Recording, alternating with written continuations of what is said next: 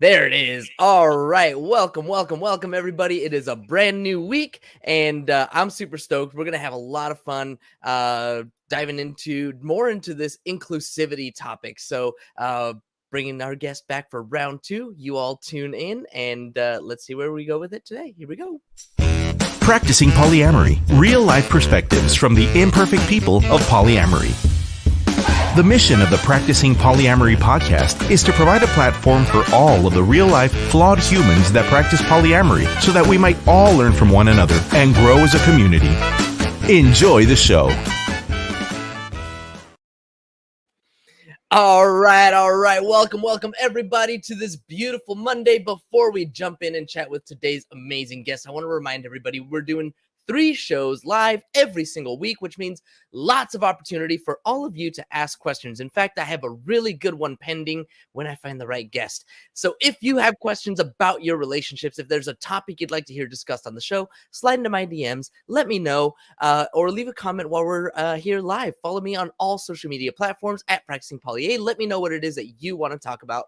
And as always, a reminder, if you're listening to this podcast, you are a welcome guest to be on the show. None of us are perfect. We're here to share as many imperfect stories as possible because I know that the more stories we hear, the more others will see us in themselves, and the more representation we have, the more we can strengthen our community. So go to practicingpolyamory.com and sign up to share your imperfect story too.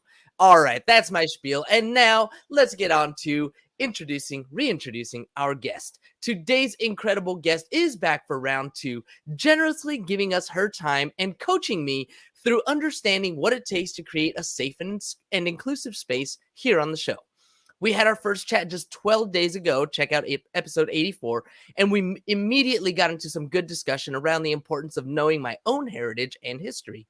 In the meantime, I've taken the time to chat with a close friend and some family members to dig more into this shared Mexican-American heritage, and I'm excited to share some of these stories with today's guest. Our guest and I have both received a ton of positive feedback from all of you, so thank you all. And we're excited to continue this conversation to not only help me create a safe space here, but hopefully encourage all of you to create safe spaces wherever you build polyam community too. So joining us once again out of Vancouver, British Columbia, counselor, coach, teacher, writer, and speaker, welcome back to the show, Olivia Fermi.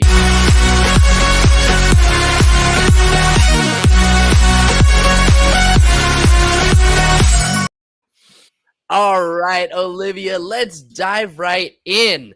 Yes, I want to hear about your homework. So I gave you quite a bit of homework last time, and it sounds like you've been at it.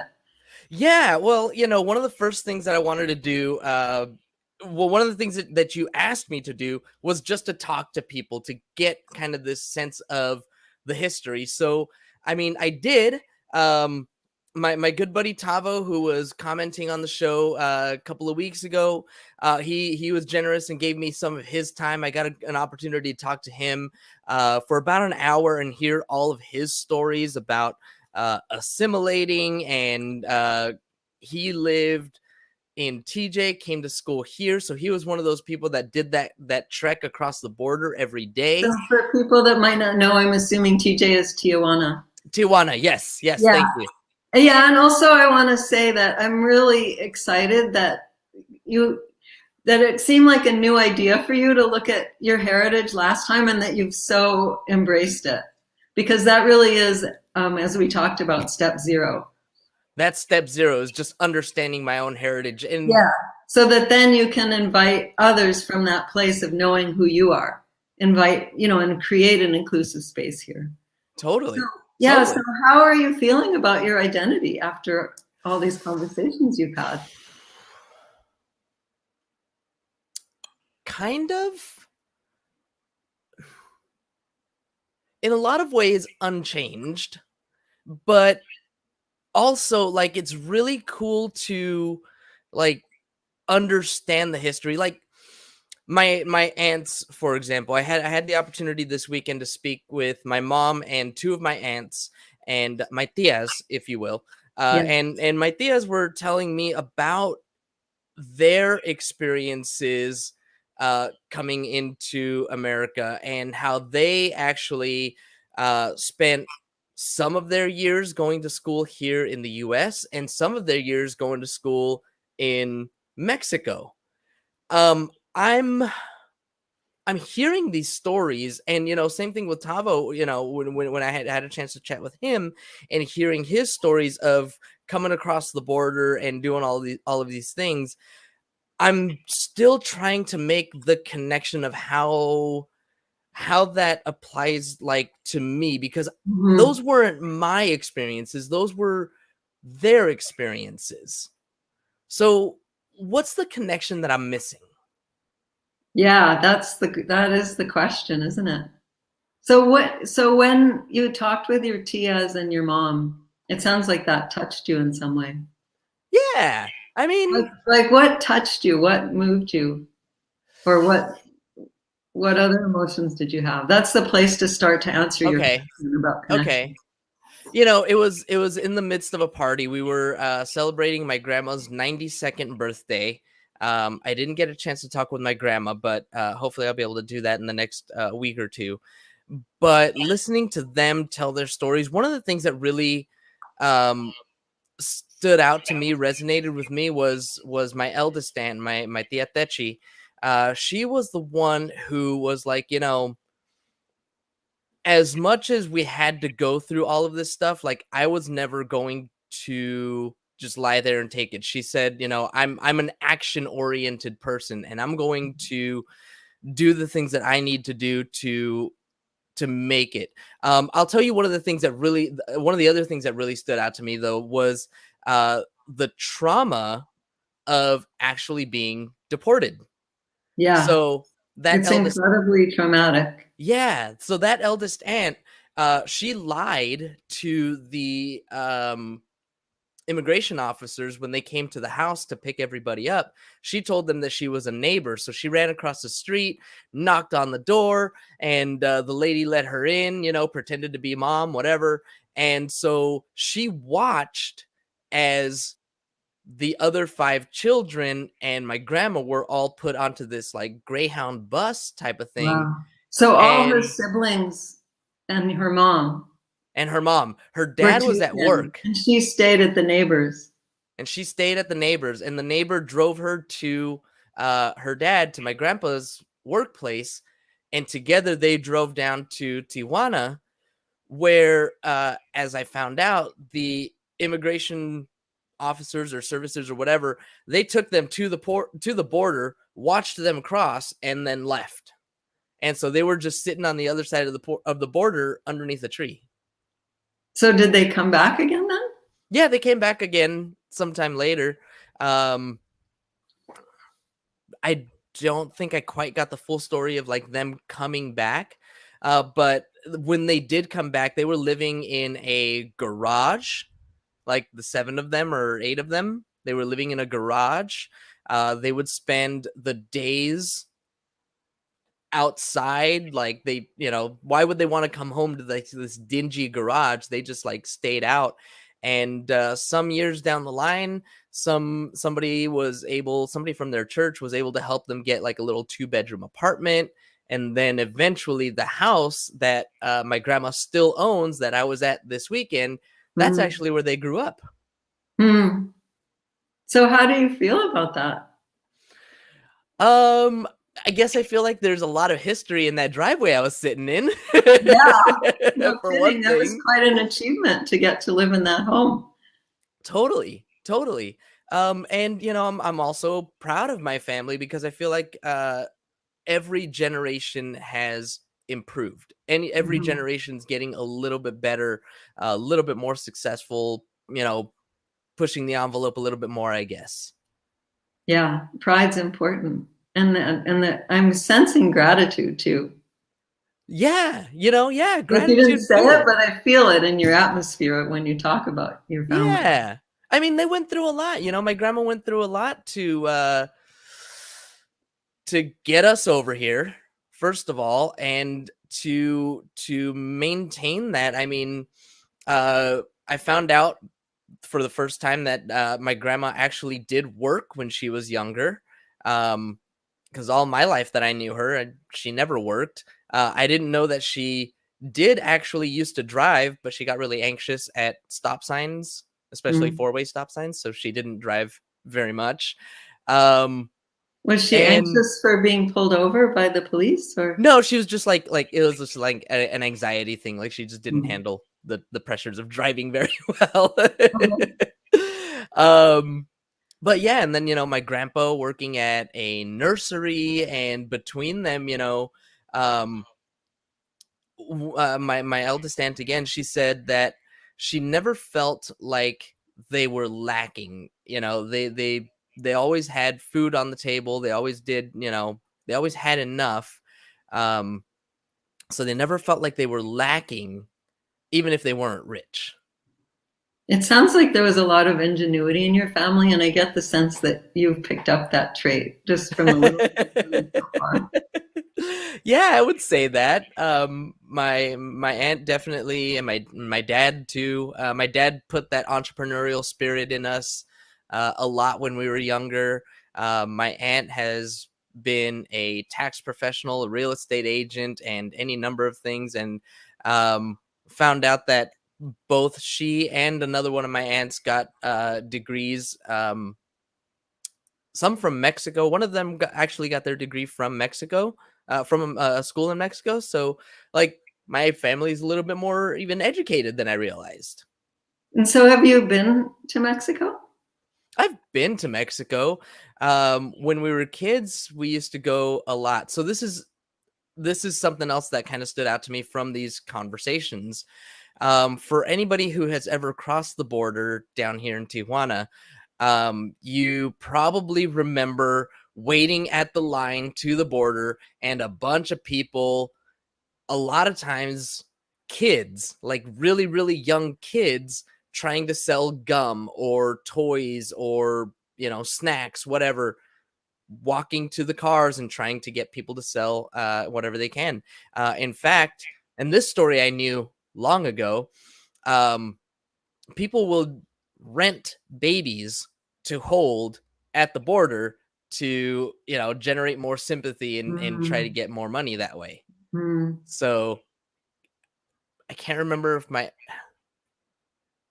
my family was somehow involved in that. I don't remember exactly what the story is, if somebody was, but I feel like there was some connection to that, even within my own family. So Like they were helping, or? yeah, something like that. I don't Yeah. remember exactly what it was, or doing that, or maybe they just knew somebody that was doing that. Their neighbor used to do that, something like that. Yeah, But yeah. so a word that comes to me is like edge, like really living on the edge of the law, of the border, Hmm. of what's allowed, of what's acceptable, and Right. so there's the kind of pejorative cast on that, and yet then there's the ingenuity and the creativity and the kind of playfulness almost. Playfulness. Yeah, like just the way you went back and forth across the border. You know? Yeah, I suppose there was a little bit of that. I mean, um, my family did get to a point where, my youngest uncle was born in the States, and then finally, uh, you know, the family was able to get papers, green cards to stay. Yeah. But my eldest aunt, the one who watched my family get taken away, Mm. she was like, F that. This ain't happening to me. She found out that from the time that she got her green card to the time that she could apply for citizenship was 5 years. And 5 years later, she was right there getting her Doing citizenship as quickly as possible, because she did not want to be in that situation anymore. My other aunt, she waited. My mom waited. Eventually, they did it, but they weren't, like, for whatever reason, in a rush to do it it. the Mm. way that aunt was. Right. And what about language? Did you hear Spanish being Yes. spoken? Do you speak Spanish? So I speak a little bit of Spanish. My grandma and all four of my grandparents only spoke Spanish. None of them Mm. spoke English. Right. Um, but my aunts and uncles, what they were telling me was when they first went to school here in the States, they would get picked on, they would get made fun of, they would, Mm. because they were the only ones that spoke Spanish. There were even other Latinos in their classrooms, but for whatever reason, they were the only ones speaking Spanish. And so they had to very quickly learn the language, and they did. They picked it up really, really quickly. Within just a few months, they were at home speaking Spanish among themselves. But then my grandma didn't want them to lose their Spanish. So she actually sent them to go to school in Mexico. I think that's what I wrote down. Grandma didn't want them, so yeah, she sent them to Mexico to go to school. So they did some of their middle school and high school in Mexico, and they were between 2nd and 6th grade when they first came to the U.S. They did a few years of school here, and then kind of went back to Mexico for high school and college. And how about you? How's your Spanish? It's okay. A scale of 1 to 10, I'm probably like a 3. But you've got a nub there. Yeah. It's enough. Yeah, I always say that it's enough to talk to my grandma because she's 92 years old and she speaks really, really slowly. But when when they're talking that like legit Mexican Spanish and it's really, really fast, I can't keep up. Okay. So let's check back in on that question you asked about connection. Yeah. So where are you at with that? With being Latinx, with being Mexican American? I acknowledge it as part of my family's history. Yeah. I recognize, some of the struggles that my family went through to make a life here. And grateful, I guess, that those generations before me did all of that, went through all of that. Man, I mean, they kept doing it because, yeah, I mean, to go through that deportation once, and I heard a few times the story of the ham and cheese sandwiches, and my family is Seventh-day Adventist, so we're not allowed to eat ham, so it just became a cheese sandwich. Grandma took out all the ham. So like hearing these stories and hearing these experiences, like I'm grateful that my grandma and my grandpa kept pushing to make a life here, because the opportunities were here and not there. There weren't, they didn't have the job opportunities. They didn't have the economic opportunities in Mexico that they had in the States. And so that's why they kept coming back. Yeah. Yeah. And they fought for that. And then here you are. And now here I am. I get to enjoy the fruits of those labors because I was born here. I was raised here. I grew up here. I've never known anything different. And it sounds like from what you said last time, you haven't experienced much racial profiling or race hatred towards you. And yet a lot of Latinx people in the United States do. I mean, people are still being deported and picked up, and there's hidden detention centers. And I mean, I feel like it's gotten worse over the past. It's really horrific. I feel like it's gotten worse over the past several years, not better. So in terms of connectivity, how do you feel towards, if I can say, your brothers and sisters?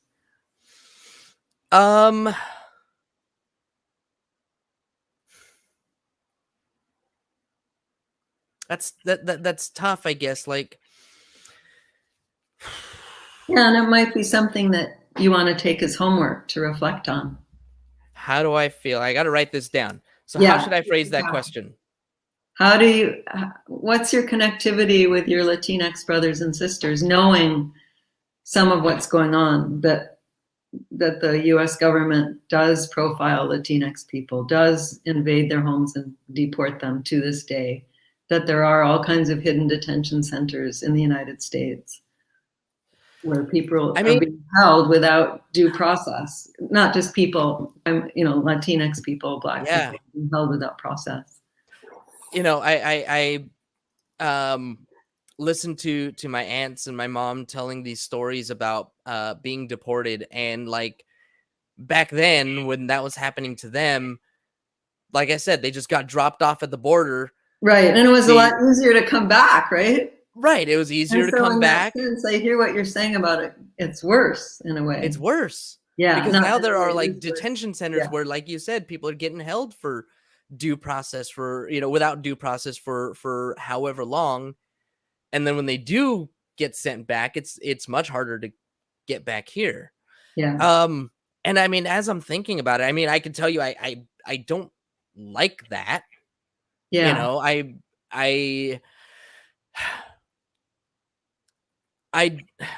How do you say, like, the argument of there's a right way to immigrate or whatever. It's like, yeah, okay, sure, but like there's also these words at the bottom of the Statue of Liberty of give me your poor, give me your hungry, give me your tired. Like there's no reason. We have the resources in this country to support, anybody who wants to come over here. And I think that people that want to come over here want to make a better life for themselves. Mm-hmm. So it's not like, thing. It's like they don't want to be supported. They want to find a way to work and live and have families and enjoy life. Yeah. Yep. So, I mean, as far as like all of that, I still consider that all to be a huge injustice, and, like that needs to be fixed. But I don't. How do There's something there that you're still struggling with. I love how expressive you are, Jake. For anybody listening, maybe watching me struggle, watching my brain work here would be fun. And it's like we all struggle with this, right? I mean, I've struggled with it too in many different ways. So the fact that you're willing to share that it's inspiring to people. I hope so. I mean, I want to do the best that I can for our community, for my community, on this show, in the world, all these things. And there's still this like this disconnect, because like all of that stuff happens to other people, and I care about all of these things. Like I have a heart for a lot of these things, but like I guess I was hoping for like this huge movement, like to just like have this huge, what there was, but it wasn't with my family. It was when I was chatting with Tavo that I had this this realization. That conversation actually was incredible. That conversation was really, really good. So some of the things, share the realization you had with us. Sure. So the realization that I had, let me see where exactly I have it in my notes here. One second. When it comes to assimilation, okay, here it is. So we talked about assimilation being a tool of integration, right? So like the external forces, assimilation is a tool of integration, where society is getting people to assimilate to the culture, which in and of itself, I don't think is necessarily a bad thing. When you go, if I were to move to Italy, I would be expected to learn Italian and, do Italian things, right? So in and of itself isn't bad, but then it's also a survival mechanism internally. So when I talk about like my mom and my aunts who didn't know English and so very quickly learned it, but when assimilation can be weaponized. So my friend Tavo is gay, and so for him, growing up gay and having to act straight, this whole idea of be gay, just not in front of me. And the reason why that was so moving is because that was me, right? I was on the other side of that, saying, be gay, just not in front of me. right? And it Yeah. wasn't until this conversation that I had with my wife Vanessa that I said something like that to her, and she just started crying. I mean, she was like Mm. on the verge of breaking up with me right then that second. Wouldn't have blamed her. Um, Luckily, she held out and gave me an opportunity to learn. But that moment, like when I realized that assimilation Can be can a be weapon. weaponized Yeah. that way, like that was a really moving. Like I was in tears talking to him. Like, dude, I'm sorry. Like this just really hit because of that belief that I held Yeah. for so long. Yeah. Good for you. Yeah. So Um, but yeah, I mean that conversation.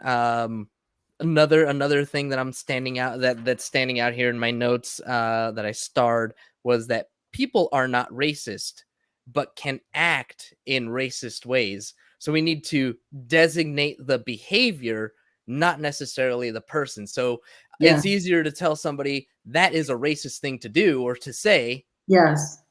not saying you're a racist, but that is a racist thing to do or a racist thing to say. Yeah. One of my favorite expressions from my conflict resolution training is hard on the problem, soft on the people, which is exactly what you're saying. Yeah. Yeah. Yeah. Yeah. That I love that. So yeah, some of the other assimilation things that we talked about was how in school we were all, indoctrinated with the Pledge of Allegiance and America the Yes. Beautiful. And I'm like remembering all of these things. Yeah, yeah, we Yeah. totally did that. Stand up, put our hands over our hearts, and we hear all this. Um, I guess though, these are the things that we're taught in our American schools. Isn't that like expected? I mean, if I was in Mexico, then we'd probably be doing the Mexican Pledge of Allegiance if they have one, and listening to the Mexican national anthem. Isn't that just something kind of that's the country you're in and that's where you're getting your education? So this is what Well, we I do? think the United States is different though, and so is Canada, because we're two countries that are built on immigration and, well, Hmm. first of all, we're built on genocide of First Nations, Right. but most countries have that kind of genocide. It's just thousands of years farther back. In fact, in North America, I think we're the first or among the first, I suppose Australia is as well, to actually look at the fact that we've built our Mm, nations on genocide. And so makes we sense. live in Yeah. different times where we're really questioning that. And then if the United States is made up of Latinx and Black people and Asian people and white people and Jewish people, then all of these, and Hindu people, then all of these different cultures have a place, Absolutely. right? Absolutely. But aren't we all kind of gathered under this one banner of America? I mean, this melting pot, as it were. I mean, I know that there's issues with that term. I haven't done enough research to know exactly what that is, but like that was the America that I grew up learning about. That was the like But the how does that work when there's detention centers? I mean, we're talking about tens of thousands of people, right. right? I mean, there's So, detention so centers and there's there's there's prisons. some hypocrisy there that Hmm.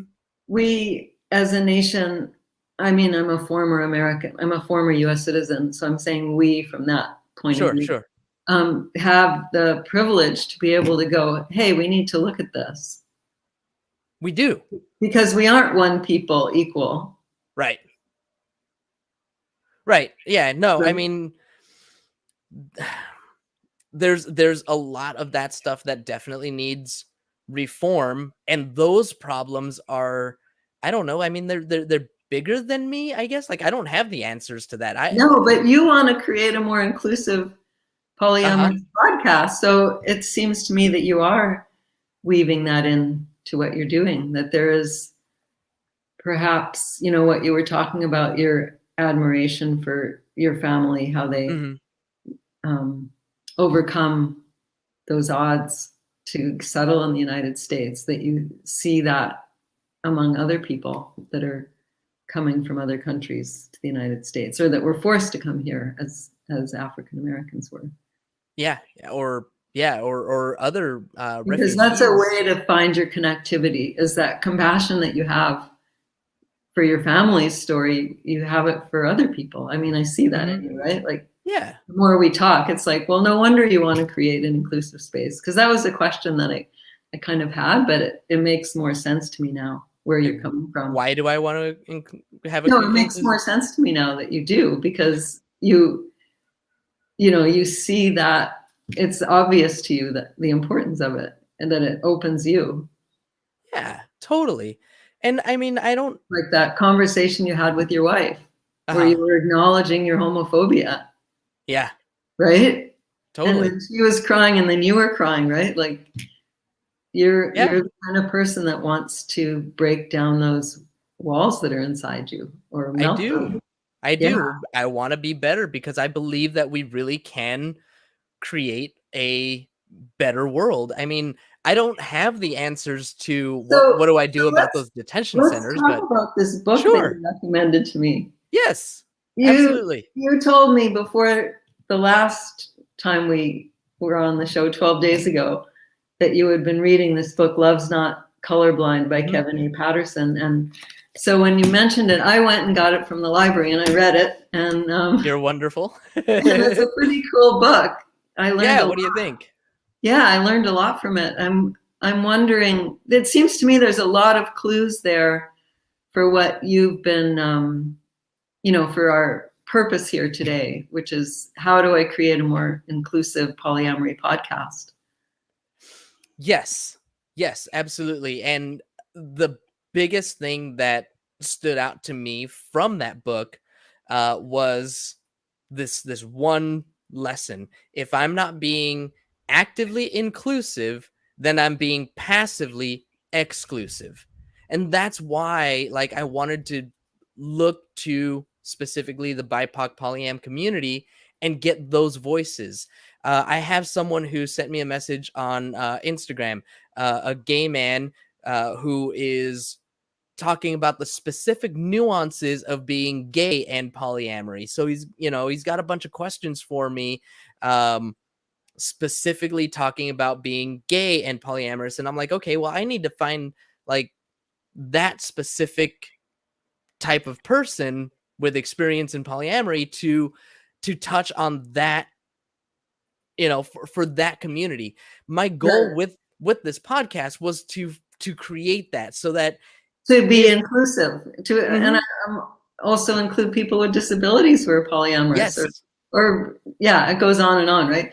So there's other clues in his book. Like he talks about Black and Poly, which is a meetup group, and it's also a Facebook group of polyamorous folks who are primarily African American, but you can join of whatever color that you are. So I went and joined it this past week, and there's 26,000 people on there, James. Okay. On Facebook. So that's your next homework, is get out there and join some of these communities so that you can build relationships. And I think once you have relationships with people, you'll be able to invite guests, and you don't have to just do it from oh, you're Black, I want you to be on my show, which is kind of crude and could be othering. As Patterson points out in his book, he hates it when people do that to him. So that's another valuable thing from the book, is that he lays out really clearly, and it's not a thick book, folks. Like if you want to, you can read it pretty quickly. He lays out the stereotypes that he hates, the ways that he feels othered, and that and to approach him as a person. I'm an audio. Go on to Black and Poly. If you have to apply. There's only one question you have to answer, and then after a few days, they should accept you. I want to see you getting on there and posting and connecting with people. And I don't think you can advertise on there, but once you've started to connect with people, then you can private message them. You can say, hey, I really liked what you said about this. Would you join the show? Would you come on the show? Do you know someone who would be willing to? Definitely.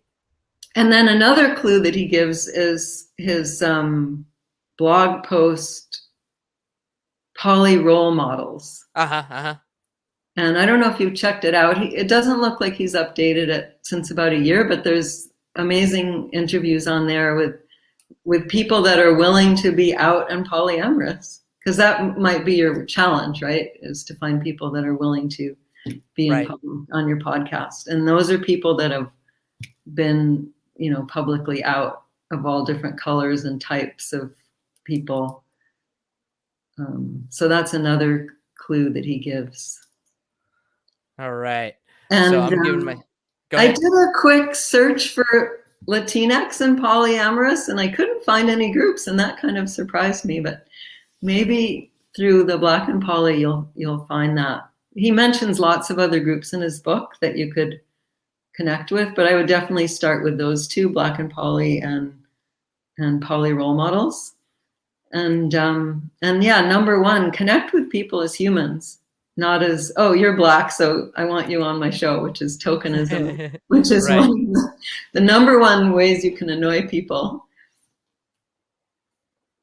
That's the kicker. I mean, that's what I did. That was my mistake. That which you acknowledged started this conversation to begin with. Yeah. But by the same token, I'm now specifically looking for someone who is, a gay man, in amorous relationships, because that is the specific question that I was asked, and there are nuances specific to that community. Yeah, well, if you look on Poly Role Models, you'll find some people like that. And you can also, there might be a gay and polyamorous group. Probably is. I mean, there's all these different sub-communities. That's been a real eye-opener to me, to see how big and widespread the polyamory community is. It's kind of exciting. Yeah, for sure. I'm pretty sure that I've been following poly role models for some time. So that one, yes. Black and Poly, I think I didn't, because I'm not Black. So yeah, well, I'm not Black, but I joined. Cool. Well, if you can join, I can definitely join. Yeah, so that'll definitely be my next homework. I'll definitely give some thought to this my connection to my Latinx brothers and sisters. Yeah, I think if you do those things together, you'll be on a really good road, James. That's definitely something for me to dig into. As I think about it, right now, it's like I can tell you, like, right now, it's more of just a connection to humanity in general. I don't necessarily think of like my connection to other Latinos or whatever. I don't think about my connection specifically that way, or at least I never have. Yeah, and maybe, but I mean, I guess a lot of them will have something that I learned from his book is he kept reiterating, being Black is not my most important identity. My most important identity is that I'm a nerd. He was saying things like that in the book, right? I feel that. So it doesn't have to be your most important identity. And yet, last time I had a sense you were excluding it. I don't get that sense this time. I feel like you've really embraced something in your heart between last time and this time. And that you've opened yourself to continue to explore it. And that's really all that you need to do. As we're talking and as I'm thinking about this connection with my Latinx brothers and sisters, and I think about Tavo, and I think about, my own friends, my own families, everybody has this type of story, right? Like, a lot of them are going to be first, second, maybe third generation. Yep. And a lot of them may have grandparents who are still alive that can tell the story of actually coming to America.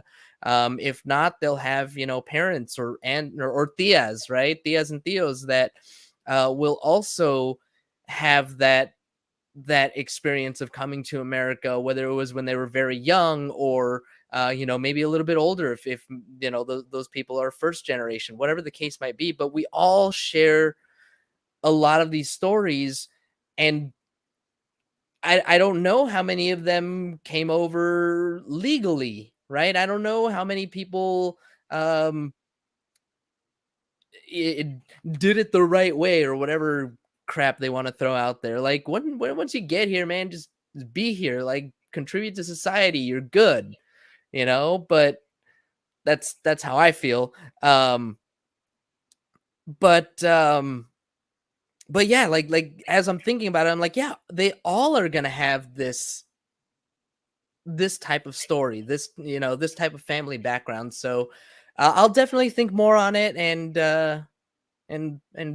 do some writing and some introspection there and get back to you on that.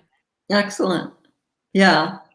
And also I'm going to reread Love's Not Colorblind. Maybe I'll actually get the physical book. I'm an audiobook person, so I listened to it right at least twice. Yeah, it might be good to get on Kindle, then you could search it. Yeah, that might be a good thing to do, or actually buy the physical book somehow, some way, so I can take notes and do that whole thing. Yeah, there's a lot of other clues in there. Those were the low-hanging fruit that he gave us that I wanted to really underscore today. Yeah. Well, it's been great to reconnect with you, James. It really has. Olivia, thank you so much for, again, spending some time with me, for coaching me through this. I really appreciate it. Before we head out, can you tell people if they want to work with you, if they want to learn from you, if they want to be coached by you, or whatever other services it is that you offer, how can people get in touch with you, and what can you help them with? Yeah, so I'm a counselor and a coach. And I also do constellations of Bert Hellinger work. So you can find me on Facebook, on Instagram. My handle's right there, Olivia_Fermi. My website is fermi.ca. And I just love whatever issue you might be bringing to counseling. I love to help people connect with their heart and their true nature, and help you shed whatever's not working for you, connect to your inner strength and your ability to connect to people. So I look forward to hearing from whoever wants to work with me or connect with me. Perfect. Perfect. Awesome. Thank you again, Olivia, so much for spending some time with me.